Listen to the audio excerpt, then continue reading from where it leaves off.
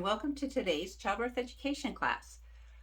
Today's class will touch briefly on some overall points of childbirth, and you will be able to delve deeper into some more specific topics such as breathing techniques and other comfort measures, breastfeeding and care of baby, etc.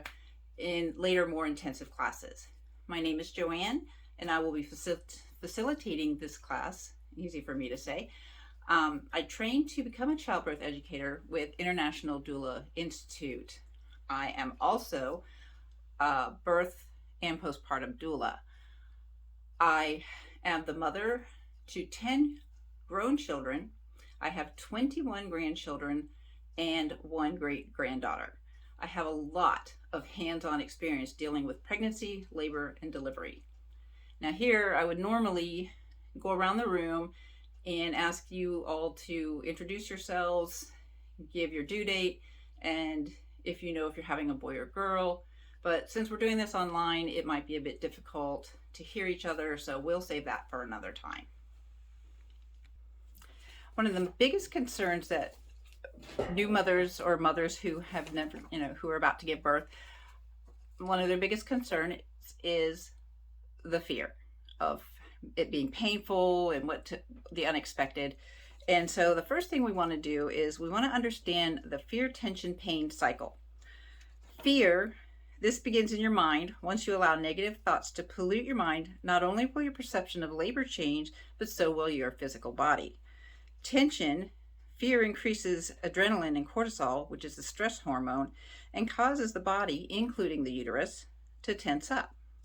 Pain, as a result of being fearful and tense, the production of your endorphins is hindered, and the production of adrenaline is encouraged, leading to your body to stall labor or stop it altogether.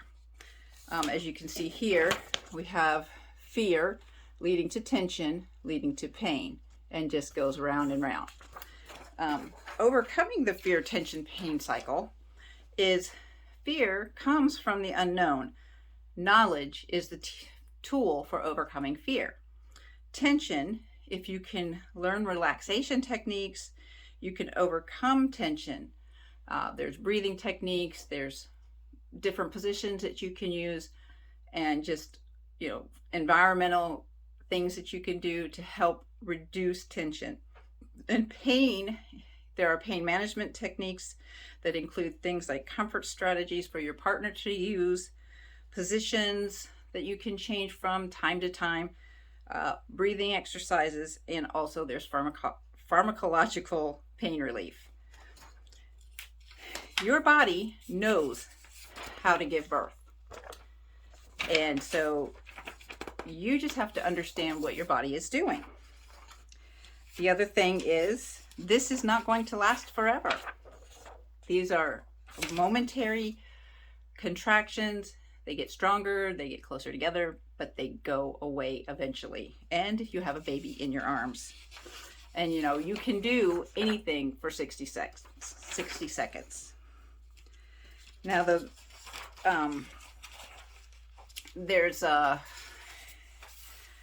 next thing we want to do is do the anatomy of pregnancy. And pregnancy is broken down into weeks, and basically the average pregnancy is anywhere from 37 to 42 weeks. And your body develops differently during each different week. And so this is what it's going to look like.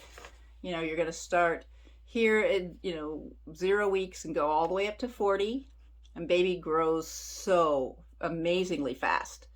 And so it is broken down into trimesters. And do you know how many trimesters we have in a pregnancy?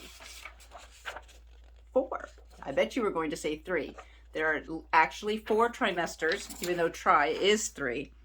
In the first trimester, we have approximately weeks 1 to 13. And through those, we have joys, gripes, and concerns. Joy, you're in your first trimester. The joy is, wow, I'm having a baby.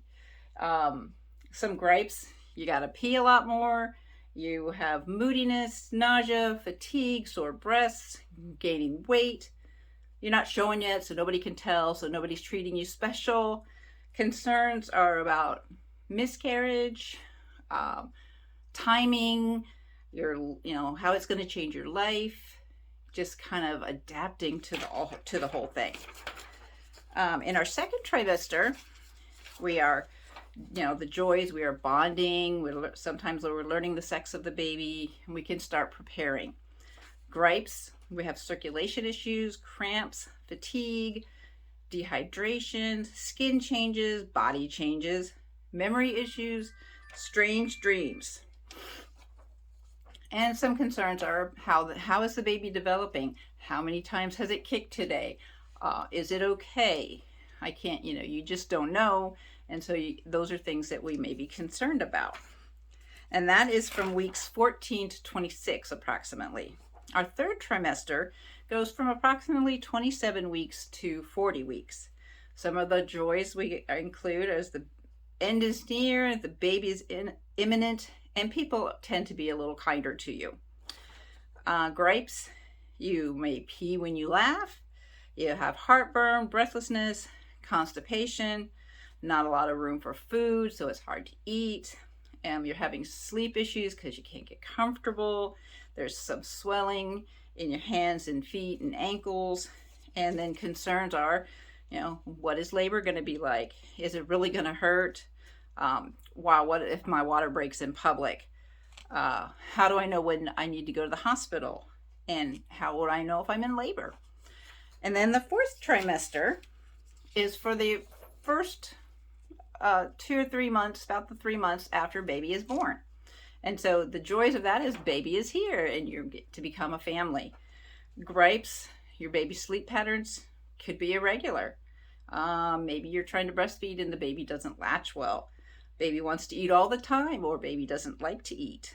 There's little to no sleep for parents and so much laundry.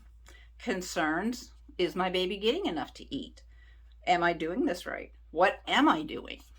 So those are some of the concerns and things for each of the trimesters, and educating yourself is the best way to go into each trimester knowing this is to be expected. Okay, I learned about this. This is what I can expect. Now, as we get into labor and delivery, you're going to know your contractions are going to start. Maybe your water will break first. Some people that happens. It's not as often as you see on TV. But we have some different positions that we can get into. And they can, let's see if I can get this in here. There's just active birthing positions and laboring positions. And you can just see here that if you just change positions, you're going to open up the pelvic area, and baby is going to be able to get situated in there. It's going to relieve a lot of extra pain that you don't necessarily have to feel.